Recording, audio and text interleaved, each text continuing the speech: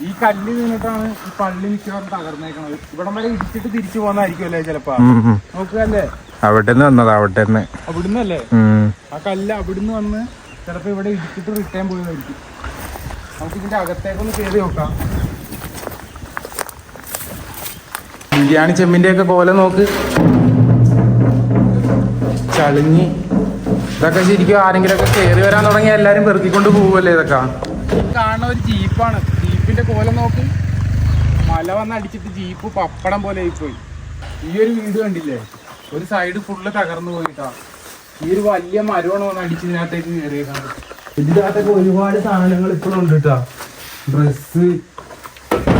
എല്ലാരും ഈ ചൂരൽമലയുടെ ഈ പാലം വരെ വന്നിട്ട് തിരിച്ചു പോകാറാണ്. ഇതിന്റെ അപ്പുറത്തേക്ക് ഉരുള് പൊട്ടിപ്പോയ ഒരുപാട് വീടുകളും ഒരുപാട് കാഴ്ചകളൊക്കെ ഉണ്ട്. അതൊക്കെ ആരും തന്നെ കണ്ടിട്ടില്ല. നമ്മൾ ഇന്ന് ആ ഒരു സ്പോട്ടിലേക്കാണ് പോകാൻ പോകുന്നത്. എല്ലാവർക്കും മുണ്ടക്കൈയിലേക്ക് ഇത്രയും കാലമായിട്ടും അതിന്റെ ഉള്ളിൽ നടന്ന കാര്യങ്ങളൊന്നും കാണാൻ പോകാൻ പറ്റില്ലായിരുന്നു. കാരണം അതിന്റെ അകത്തേക്ക് പ്രദേശവാസികളല്ലാതെ ആരെയും തന്നെ കയറ്റി വിടില്ല. അപ്പൊ ഇതിന്റെ അകത്ത് ഇപ്പോൾ ഒരു റിസോർട്ട് ഓപ്പൺ ആയിട്ടുണ്ട്. നമ്മൾ ഇന്നലെ അവിടെ സ്റ്റേ ബുക്ക് ചെയ്തത്. സോഷ്യൽ മീഡിയയിലൊക്കെ നമ്മൾ കണ്ടതുപോലെയല്ല ഇവിടുത്തെ ഈ ഒരു അപകടത്തിന്റെ ആ ഒരു ഭീതി നമുക്ക് മനസ്സിലാവണമെങ്കിൽ ഇവിടെ വന്ന് നേരിട്ട് തന്നെ കാണണം. ഒരു നാടിനെ ഒറ്റ രാത്രിയിൽ ഇല്ലാതാക്കിയ ഒരു കാഴ്ചയാണ് നമുക്ക് ഇവിടുന്ന് കാണാൻ പറ്റുന്നത്.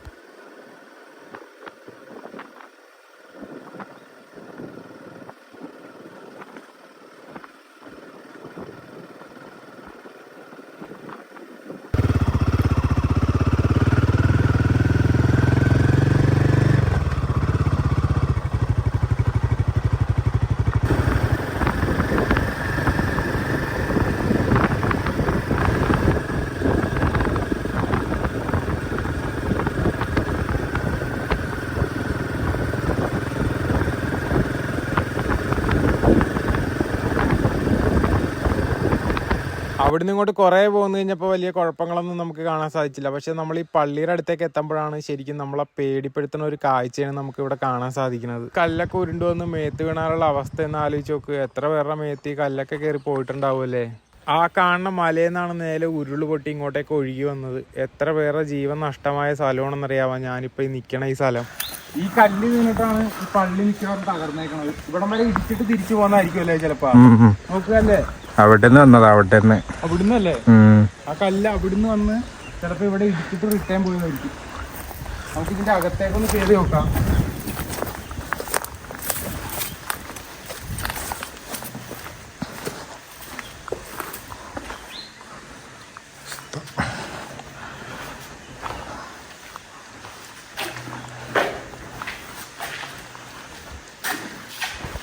ഇതൊരു ആമ്പാണ്.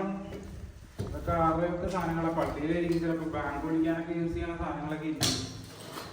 ഇതൊക്കെ കൊണ്ടായിരിക്കും ആൾക്കാരെ ചിലപ്പോൾ ഇങ്ങോട്ടൊന്നും കയറ്റി വിടാത്തത്. എല്ലാ സാധനങ്ങളൊക്കെ ഇങ്ങോട്ട് പോകില്ല.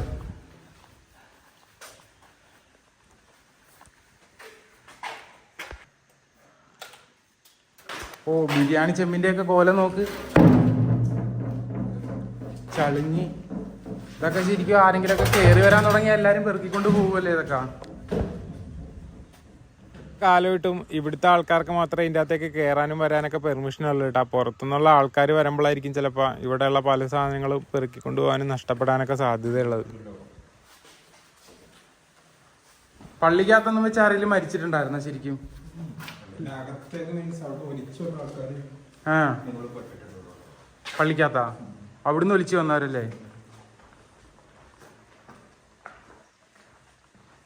ഈ കാണുന്ന ഒരു ജീപ്പാണ്. ജീപ്പിന്റെ കോലം നോക്ക്, ശരിക്കും മല വന്ന് അടിച്ചിട്ട് ജീപ്പ് പപ്പടം പോലെ ആയിപ്പോയി. ചേസും കാര്യങ്ങളൊക്കെ ഫുള്ള് പോയിട്ടുണ്ട് കേട്ടോ ഇതിന്റെ ഏകദേശം അല്ലേ. ചേസൊക്കെ ഫുള്ള് പോയിട്ടുണ്ട്. ചേസ് ഇത് കണ്ടു, ഇതൊക്കെ ഒന്നുമില്ല എടുക്കാൻ. പപ്പടം പോലെ ആയിപ്പോയി. ജീപ്പിന്റെ മുൻഭാഗമാണ് ഈ കാണാൻ പറ്റുന്നത്. വീട് കാണാൻ നേരം നമുക്ക് മനസ്സിലാക്കാം എത്രത്തോളം ഹൈറ്റിൽ ചെളി വന്ന് അടിച്ച് കയറിയിട്ടുണ്ട് ഇതിൻ്റെ അകത്തേക്ക് എന്നൊക്കെ കണ്ട. ഭിത്തിക്ക് മേലെ ഒരാളുടെ തലപ്പൊക്കത്തിൽ മേലെ ചെളി ഇതിനകത്ത് അടിച്ച് കയറിയിട്ടുണ്ട്.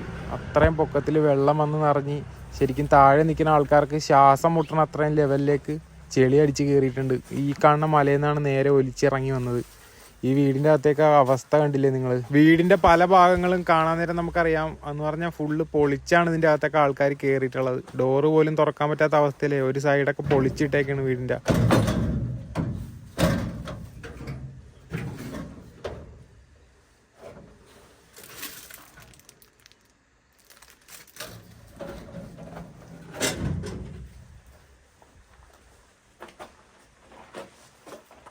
ഇതെന്താ കട എന്തോ ആയിരുന്നു തോന്നണല്ലേ? ഓഫീസാ? അത് വീടാന്ന് തോന്നല്ലേ കാണുന്ന? അല്ലേ?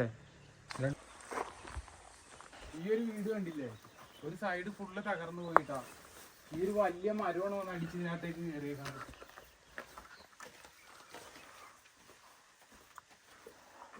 ഇതിന്റെ അകത്തൊക്കെ സകല സാധനങ്ങൾ ഉണ്ട്. അതേ പാനി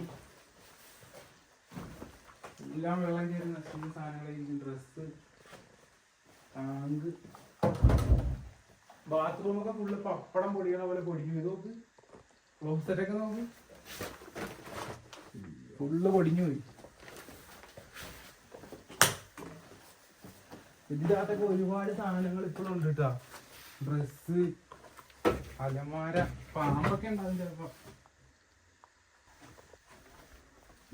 പാവക്കുട്ടികള്,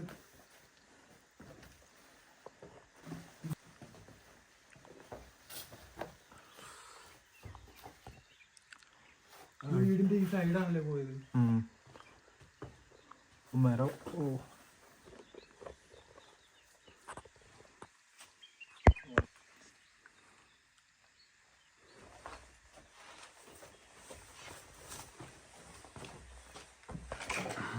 ഈ ഭാഗത്തുള്ള വീടുകൾക്കൊന്നും തന്നെ ഒന്നും സംഭവിച്ചിട്ടില്ല കേട്ടോ. കുറച്ച് വീടുകൾക്കൊന്നും സംഭവിച്ചിട്ടില്ല. ഒരുപാട് വീടുകൾ നശിച്ചു പോയിട്ടുണ്ട്. എങ്കിലും കുറേ വീടുകളൊക്കെ ഇതിൻ്റെ ഉള്ളിൽ ഇപ്പോഴും ഉണ്ട്.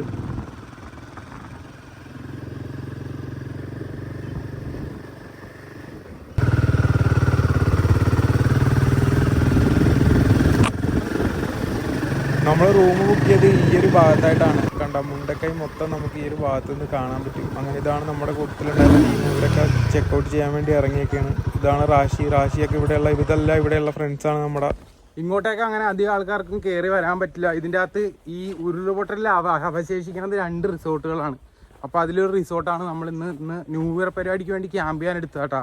അപ്പോൾ ഈ ഉരുള് പൊട്ടിയ ചൂരൽമല മുണ്ടക്കയൊക്കെ കാണണമെന്നുണ്ടെങ്കിൽ നിങ്ങൾക്ക് തൊട്ടടുത്ത് നിന്ന് തന്നെ കാണാൻ പറ്റും. ആ കാണുന്ന മലേൻ്റെ മേലെ നിന്നാണ് ഉരുള് പൊട്ടി ഇങ്ങോട്ടേക്ക് പോകുന്നത്.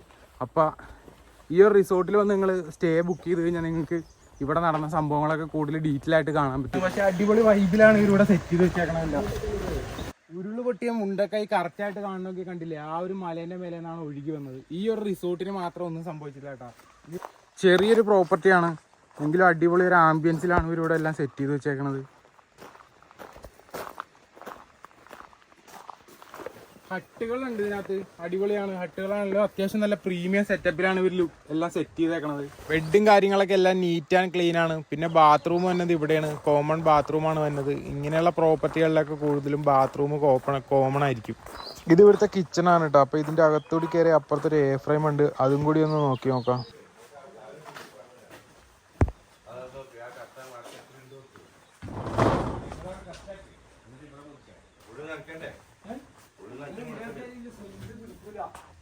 എയർ ഫ്രെയിമിൻ്റെ അകത്ത് നിന്നുള്ള വ്യൂ ആണ് ഈ കാണാൻ പറ്റുന്നത്.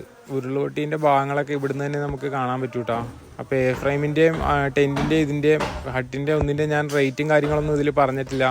അപ്പോൾ നിങ്ങൾ ഇവരെ കോൺടാക്ട് ചെയ്യേണ്ട ഡീറ്റെയിൽ ഞാൻ താഴെ കൊടുക്കാം. നമ്മൾ ഇന്നലെ ക്യാമ്പ് ഫയർ ഒക്കെ ഇടാൻ വേണ്ടി നമുക്ക് ഇവിടെ ഇവർ സെറ്റ് ചെയ്തേക്കണ ഒരു പോയിൻ്റാണ്.